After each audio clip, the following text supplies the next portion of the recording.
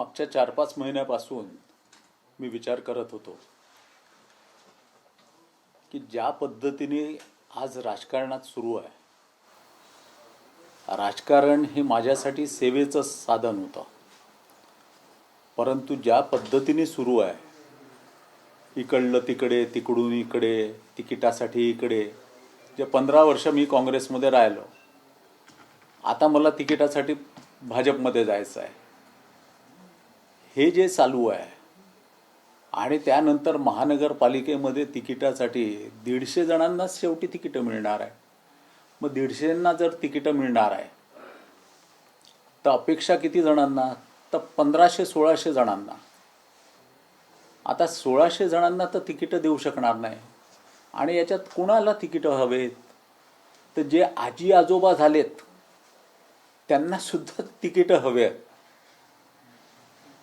ज्यांना स्वतःला तिकीट नको, मिळू नाही शकत, त्यांना आपल्या बायकांना तिकीटं हवे. आता हे दुर्दैव आहे राजकारणाचं. आणि माझ्या मनात 4-1 महिन्यापासून हे चालू होतं की कुठेतरी आपण थांबून समाजापुढे एखादा आदर्श आपण उभा करावा. थांबायचं म्हणजे काय? तर राजकारणातून, सक्रिय राजकारणातून निवृत्ती घ्यायची.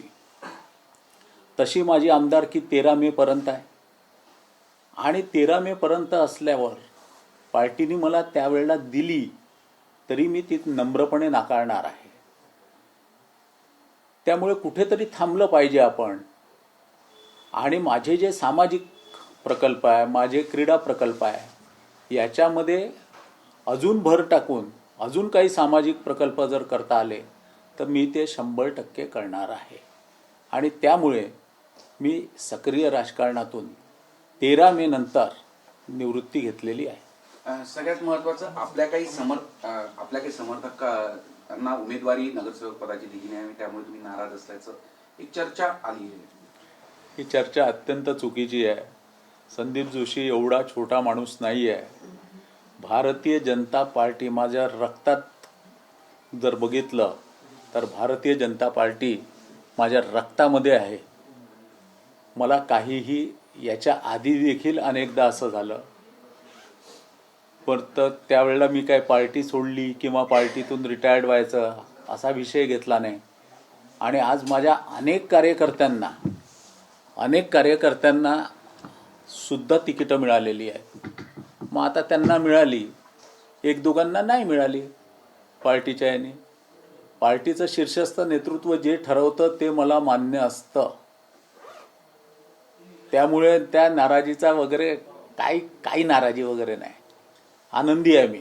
पार्टीला 102 तिकीटा निवडून आल्या, हे आनंद आहे. महाराष्ट्रात देवेंद्रजींच्या नेतृत्वात एवढं निवडून आलो आम्ही, त्याच्याबद्दल आनंद आहे आम्हाला. देवेंद्रजींशी आपण संपर्क म्हणजे हा निर्णय घेण्यापूर्वी साधला होता का? कारण की देवेंद्र फडणवीस आणि संदीप जोशी अगदी सुरुवातीपासून म्हणजे नागपूर शहरात तरी सगळ्यांनाच माहिती आहे, राज्यात सुद्धा सगळ्यांना आता माहिती झालेलं आहे. देवेंद्र फडणवीसांना आपण कळवलं होतं का मुख्यमंत्र्यांना? होय, मी देवेंद्रजींना कळवलं होतं. त्यांना सांगितलं होतं. पहिल्यांदा त्यांनी मला त्याच्यावर असं म्हटलं की तुझ्या या निर्णयावर काय प्रतिक्रिया द्यावी हे मला समजतच नाही आहे. मग मी त्यांना कन्व्हिन्स केल्यानंतर त्यांनी असं सांगितलं मला की ठीक आहे, तुझी मानसिक स्थिती जर नसेल अशा याच्यात काम करायची, तर तू तसाही मुळात सामाजिक कणा असलेला कार्यकर्ता आहे, तू सामाजिक हे काम फक्त नंतर पस्तावा झाला नाही पाहिजे राजकारणातून निघून गेल्यावर, त्याची काळजी कर. मी त्याच्यावर देखील विचार केला.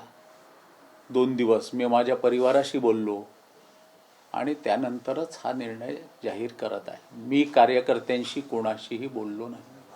मग इथून पुढे काय वाटचाल असेल, काय तुम्ही ठरवलेलं राजकारणात?